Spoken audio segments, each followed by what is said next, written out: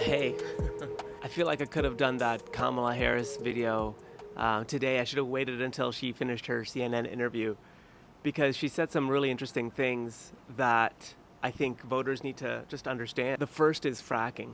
I've talked about this before, but Kamala Harris's stance on fracking is no different than Donald Trump's and the Republicans.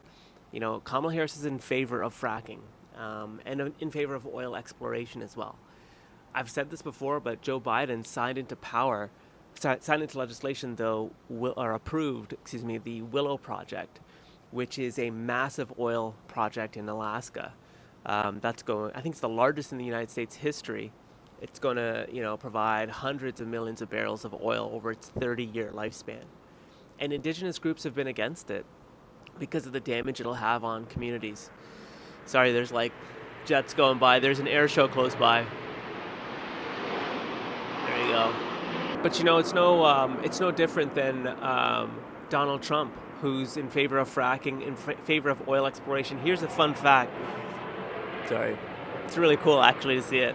Under Joe Biden, more oil exploration projects have been signed off than under Trump. So, there was a time when climate change was the central message. And they wanted to elect presidents who, believed the science and would do so much for climate change. And don't get me wrong, Joe Biden put the United States back on the Paris Agreement. Trump said that's not going to happen. But when it comes to oil exploration, both parties agree. But what's interesting with Kamala is that back in 2019, she did say that she would ban fracking. And she said her opinion has since evolved.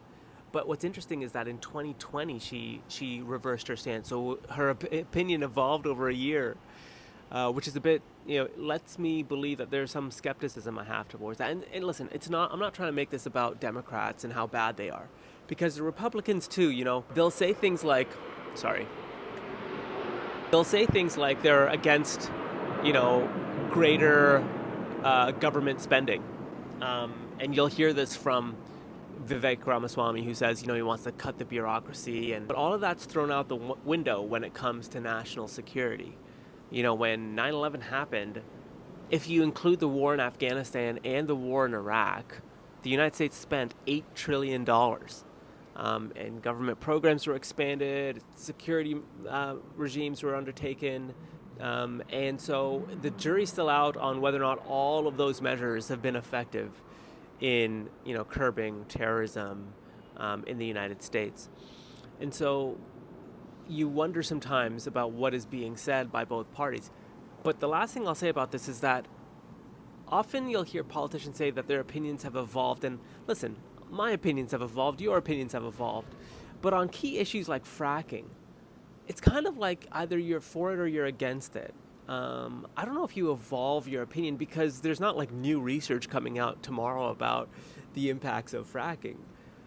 It's very similar, I find, to Obama. Obama in his first term, a lot of people don't remember this or talk about this, but Obama was not in favor of the LGBTQ community.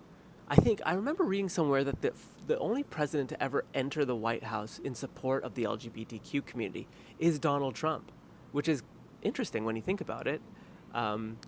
But anyhow, so Obama enters the White House in 2008 without supporting the LGBTQ community. And then in his second term, he says that, his opinions have evolved, and there's a lot of videos about how he's evolved his opinions. He lights the White House up in the colors of the pride flag, etc. And I'm thinking to myself, how does one evolve their opinion on the LGBTQ community? Similar to fracking, it's not like some new research comes out, tomorrow and says, by the way, everything you think you know about this community is totally not what you know. Like, no, it's either you're in favor of the community or you're not from a moral stance. And, I remember Obama saying something, his religion, his convictions would not allow him to support gay marriage. I remember something along that line. Someone comment in the comments and let me know if I'm right.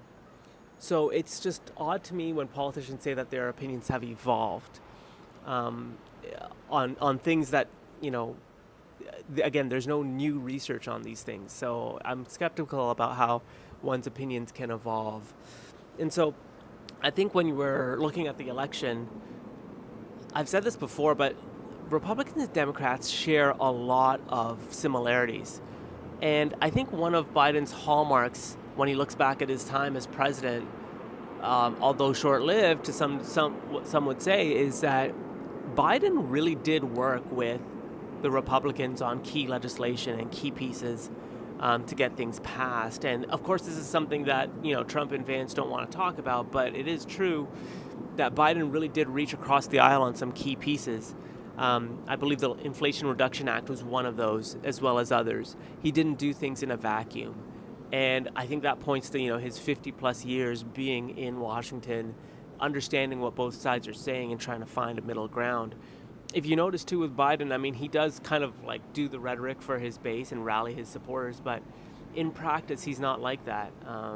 He's more pragmatic, and it's something, again, we just don't hear enough about. So, as November approaches for Americans, you're really going to have to think, like, what are the issues that for sure there's a difference on?